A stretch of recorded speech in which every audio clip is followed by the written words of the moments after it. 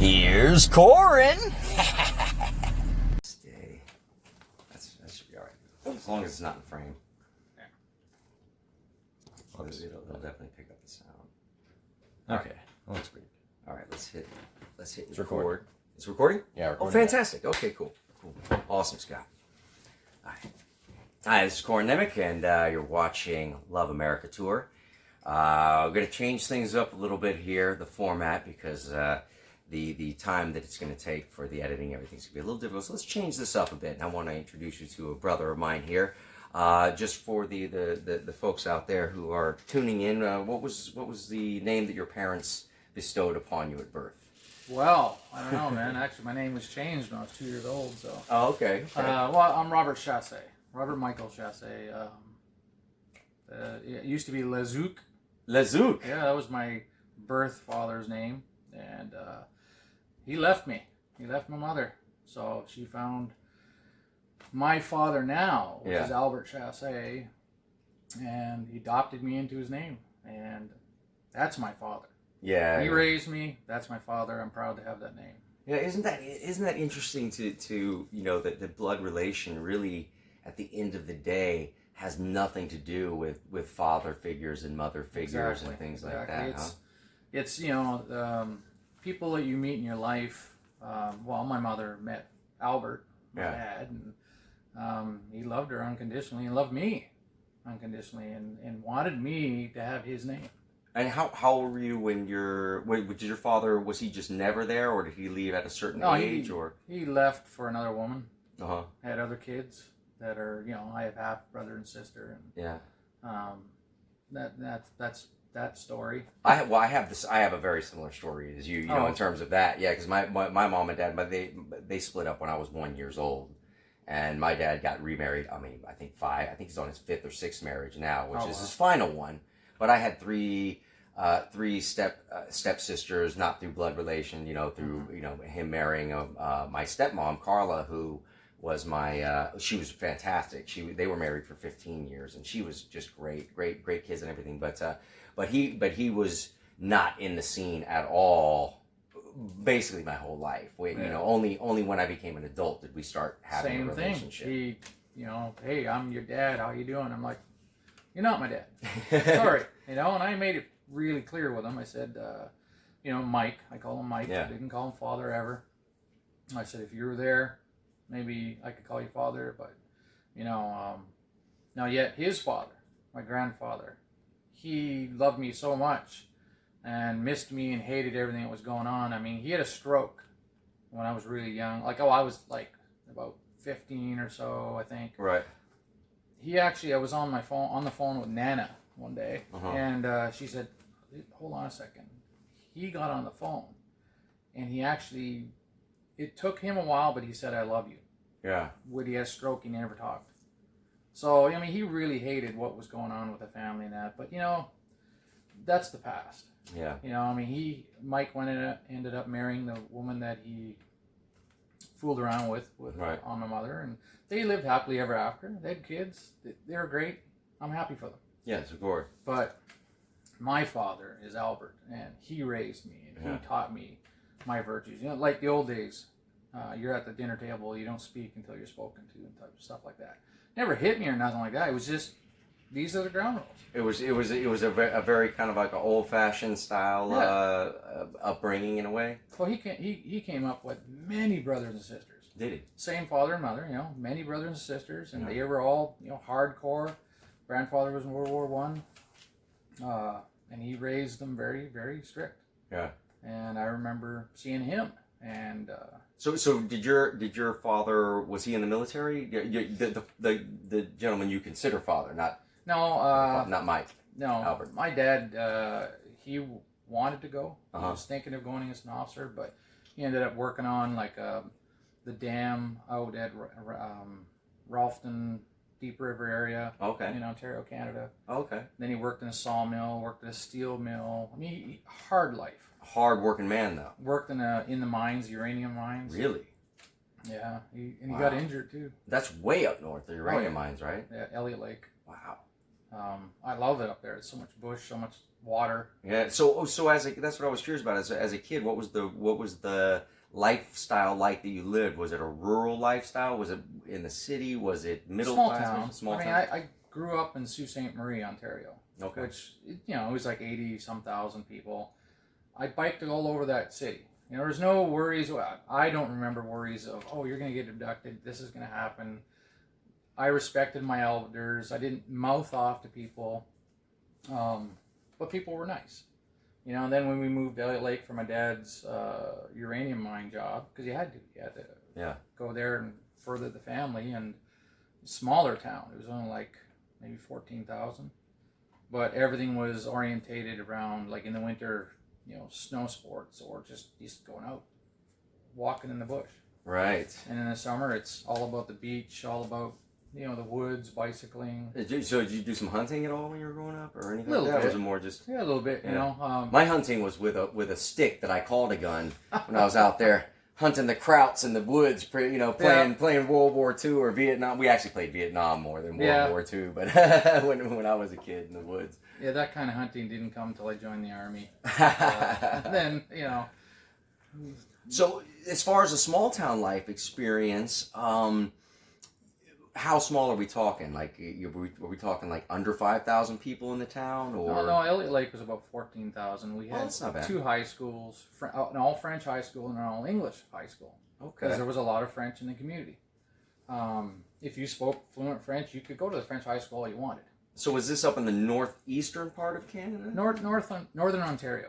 Okay. If you go to like where all the Great Lakes meet and on Highway 1, go straight north, probably about 40 minutes on, I can't remember the highway anymore. It's been so long. Yeah. But my parents still live there. Wow. Okay. You know? Do you get to see them often, or? Not as often, not being so far down south. Well, now with the travel restrictions to Canada, can't go at all. Yeah, no doubt, dude. Oh my gosh. Well, but growing up in a smaller town like that, you know, do you think that that there's more of a sense of community in that respect? It was different. I mean, it's a different era. Yeah. You gotta remember, I'm like 53. Yeah. You got me on a couple of years. Yeah, just a little bit. And yeah, you look younger, man. Not anymore. But you know, that my high school days were the 80s, early 80s. You know, 81 to 85. Yeah, I graduated in 90. I was class of 1990. So yeah, I mean, we're not far apart.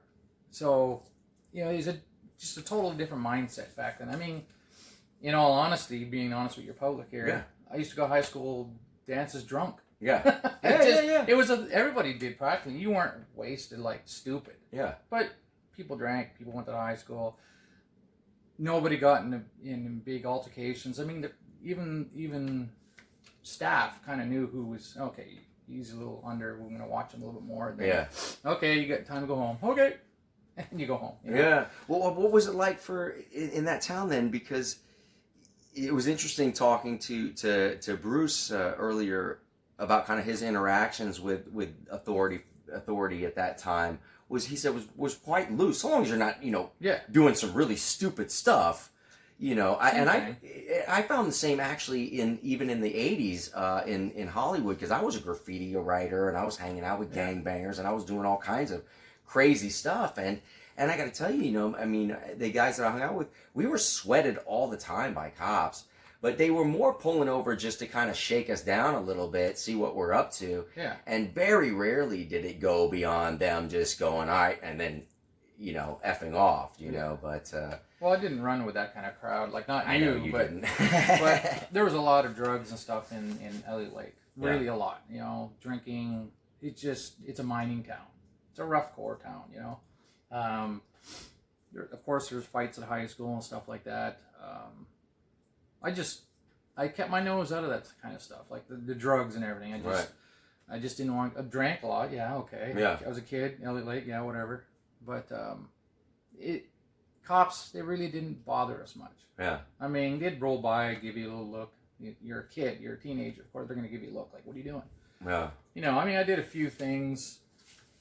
Like I said, I got into fights. Never broke into anything. Never stole anything. Just. Sorry. It's all right, man. just didn't get involved in that. I just got Yeah. involved in more getting on the lines because I always wanted to be in the military. Yeah.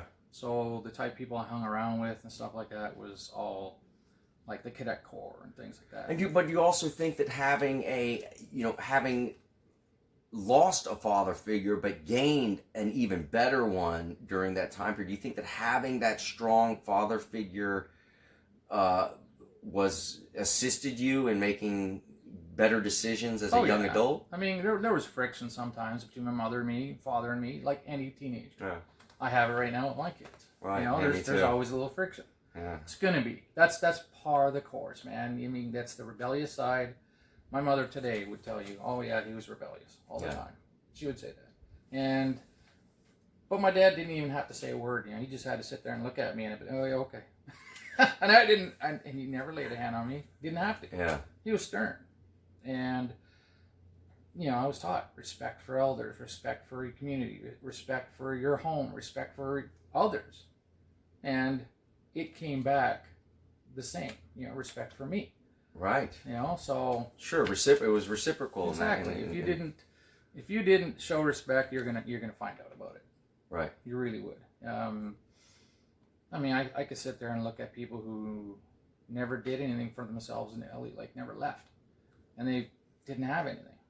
I know people that have left and then came back because they did what they wanted to do. Gotcha. But and they were ready to go back to their hometown or whatever. Yeah.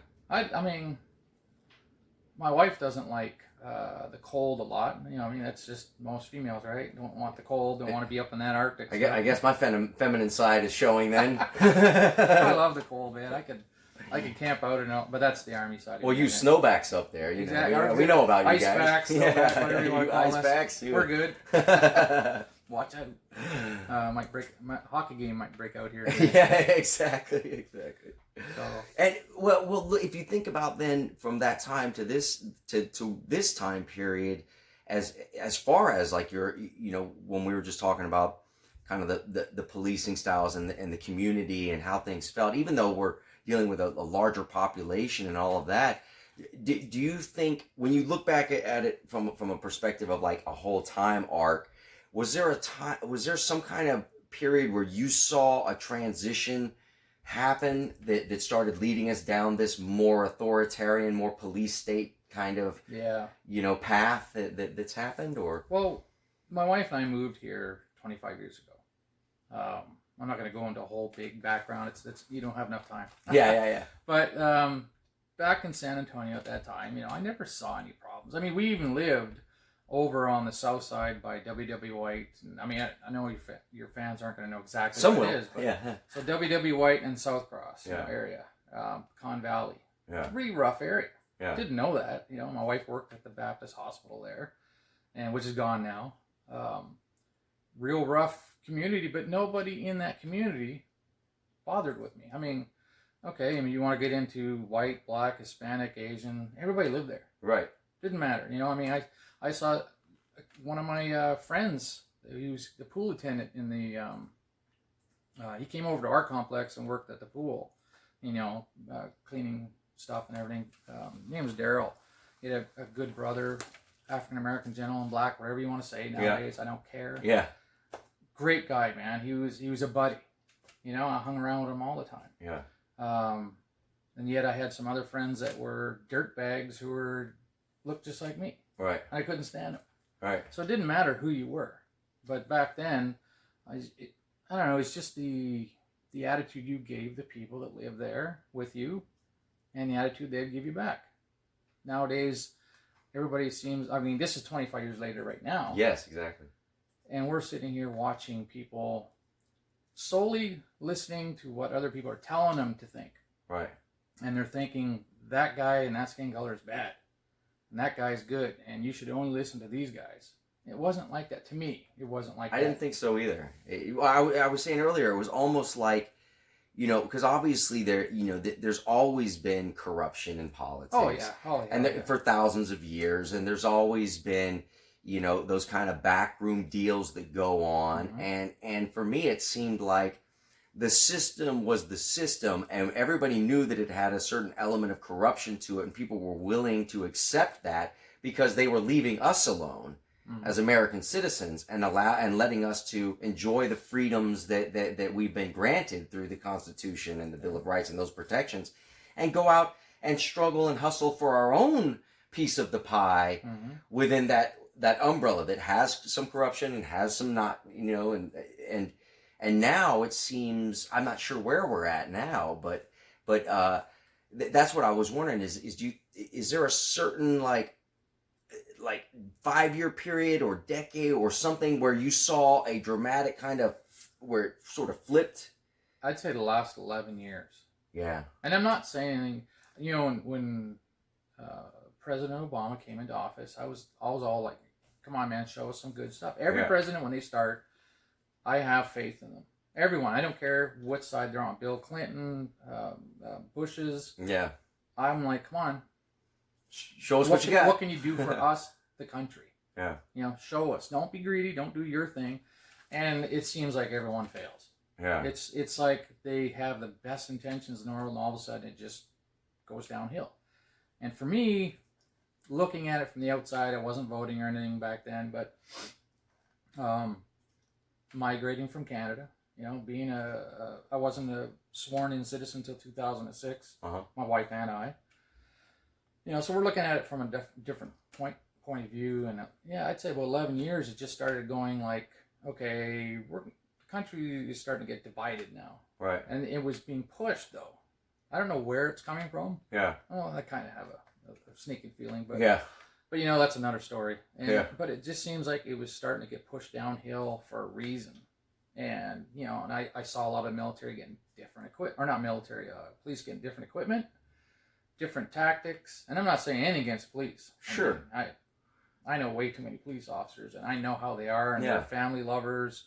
They love their community, they love their job, but when things start changing slowly, like I said, I've been here 25 years. Most people retired in that time period, right, or are about to retire, and after so long in there, you kind of back off, like, I just want to retire. Well, yeah, it seems like the tactics have changed a lot, which is what I've noticed since even the 80s and early 90s when I was out there causing mischief in comparison to how I see, and it's always through the box of what's shown on television or YouTube or whatever else. So, because I don't have run-ins with officers really ever anymore, unless they're friends of mine or some family members. You know what I mean? Well, no, I mean, if you're going to go down 35 doing 95 miles an hour, right now everybody's doing it because nobody wants to do anything. Right. But you're breaking the law. So obviously, a police officer, if he wants to, he's going to pull you over. And okay, it's 70, you've gone 95. Well, here's a hell of a ticket for you. That's a hell of a ticket. So if you break the law, you're eventually going to get caught. Yeah. Eventually. I don't say you're always going to get caught, but hopefully, yeah. Hopefully they eventually. Why push that boundary? Yeah, exactly. Why push the boundary? Yeah. Why not just be a productive person in society? Everybody's had hard times in their life. Everybody's gone through paycheck to paycheck or not having a paycheck. Yeah. Doesn't mean you can go out and destroy your society. You're destroying your brother. Yeah. That brother later on could have helped you out of your predicament. Why do you want to go out and hurt them for? I mean, it makes no sense. It doesn't. It doesn't at all. Yeah. But to me, it's an agenda. But that's personal views. Yes, exactly. I mean, I agree with you. It's we obviously don't have to get into that whole that whole can of worms. Yeah, it is a big one. It's a big can of worms. It's a big can of worms. It takes a lot of peeling back the layers of that can of worms in order to really kind of, we've had these deep discussions many times. Hours and hours. Yes, exactly. Well, that said, getting to this point now, I mean, what if you had the ability to make a suggestion for? Well, let me ask you first for yourself personally. What would you like to just see for yourself personally be the outcome for your future, just for you, putting all other things aside? Like, what would you like to see for yourself personally be the ultimate outcome for your future? Just on the path I'm already on. Mm-hmm. I mean, right now I've done just about everything I wanted to do. Some things didn't pan out, but I want to see my children succeed. There you go. I want to see them have a wonderful future, not scared of their future, not scared of where they live. I don't care who their friends are, as long as they're respectful too. Yeah. I've raised my children to be pretty respectful, and they are. They are. You know, we have tips every once in a while, but it's so small. Yeah. Hey, let's go for ice cream instead. Okay, tips over. You know. That's great, though. That's really great. Because I do agree, similar to what the tactics they were using in the '60s, turning the youth against the parents, is the same thing that's happening today. It's but it's the same. It's a repeat. It's the same group of people behind these movements. It's almost the same circumstance. Weathered underground types. Weathered underground types. The whole exactly. that whole crew. But if you honestly sit back and don't look at the TV, don't watch your social media, what's happening in your neighborhood? Exactly. Is it being torn apart? No. It's very few little instances around the country that's happening. I'm sorry that I really feel sad for people's businesses being burnt down, people's businesses being closed. I have a dear friend of mine. His name's Lance. Hey, Lance. He has a great restaurant, and he has to shut down right now. I feel sorry for the guy. That's his passion. He loves it. Loves to feed, and he's former military. You're right. And why are we destroying our small businesses? And that guess what holds up the country? Exactly. It's the small businesses. It's us doing our everyday. It's us going out and buying stuff. We don't have to get greedy. We don't have to do stupid things and giving all our money to every donation out there. Do your little part. Do this part. But the best thing you can do in the whole world, if you have children, raise them right. Send them off. Don't tell them that they can't be what they, if they want to go off and work at NASA, there's other avenues. If they're not smart enough, let's say they don't have the grades to go to university, there's always other avenues to go work for NASA. It's true. You can do other things. It's true. And then you get in the back door and do what you want and then prove yourself. I just want to see everybody's kids go do something productive and make them feel good that I've done something, instead of I want free everything. Exactly. Why? Nobody deserves free everything unless you've already, to me, fought for it. And you've lost limbs, you've lost, your way of living. Yeah, and to return from something like that and end up sort of like what happened with Vietnam and even with the Iraq War, to come back and have people spit on you and tell you that you're a piece of crap, for going. And unfortunately, the politics were crooked behind both of those events. Vietnam and the first and second Iraq. There was a lot of very dodgy politics going on behind the scenes. But that's not the fault of the soldier on the front lines. No. And so, when I look at that, it's like it's just like how I see today. These cities that are being policed with militant, really hard, heavy-handed tactics that they've been trained to do, that was implemented by the local city council, the local chief of police, the local mayor, and then so on, and it goes up. And then you have your DAs that are in there who could be arguing against these kind of tactics because it's messing up the whole system. And then you have, the private, prison system. Well, you know what I mean? Would you layer all of those things together, you end up with just an absolute recipe for disaster in the inner cities. Oh, yeah. Especially with the draconian drug laws and all of the other things that go along with it in terms of the user side of it, not the dealer side of it or trafficker side of it, but somebody getting caught using that suddenly goes to jail for the same amount of time as the person who's selling, which it's just wild. But that said, just to wrap it up, what do you?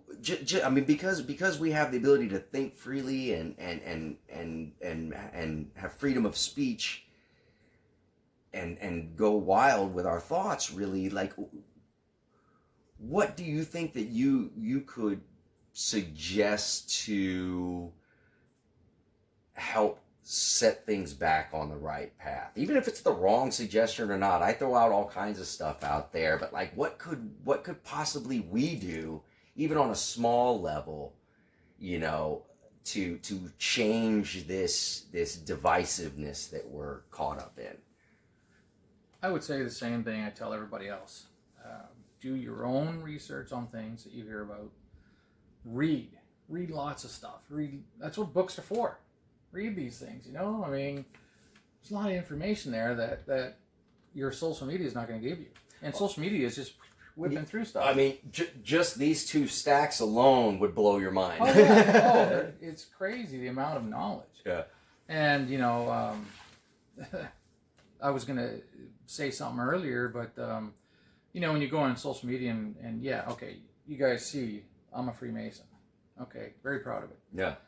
People will sit there and I see posts about, oh, Freemasons is the problem. They're the devil. They're Satanists. They're this, they're that. And I'm like, wow, man, if it was that, guess where I wouldn't be? You know? Exactly. I mean, there might be, it's like doctors, police, nurses, firefighters, ice cream, friggin' vendors. Yeah. There's bad people in everything in this planet because we're human and we have free will. That's why. So, yes, there's some bad people in Freemason. Yes, there's some people at Deer Lodge that are bad, or Rotary Club, or whatever. Sure. There's bad people everywhere. Yeah. Don't let those few people, just like police officers, don't let those couple of people that have done something bad. And just like protesters. And protesters, too. Like, I mean, there's tons of people that are allowed to go there and protest, and I'm for you protesting. Please don't destroy your neighborhood. Yeah. Don't destroy businesses. Go out and make your point. Don't spit in cops' faces. Don't try and tear people out of their cars. That's not getting you the ground that you want. The ground you want is to stand there and make the right lists of this is why I'm protesting. This is what I believe is bad. And let other people talk to you about it. If you could sit down like you and I are right now, talking, half these problems in this world will be gone. It's absolutely true. And you can have all your opinions all you want. I can have my opinions. It doesn't mean we have to agree. Yeah. But at least we can talk. And you might have some points that I'm going to go, holy, I never thought of that. And actually think about it and go, yeah, you know what? I like that point. I like it. And we can meet somewhere. Exactly. And there we go. That's the civil talk that used to be 25 years ago, 30 years ago, that I think we've lost. And now we're, you know, your wall, I hate your wall, I'm going to destroy it. I hate your wall, I'm going to destroy it. Instead of, hey, let's build something together. Something together that isn't a wall. Exactly. Yeah. You know, I mean, build a meeting space. And that right there is exactly what Love America Tour is all about. Thanks so much. Hey, man. anytime, man. Anytime, yeah. We'll have another chat with Bruce here. Oh, hell yeah. All right. See you soon.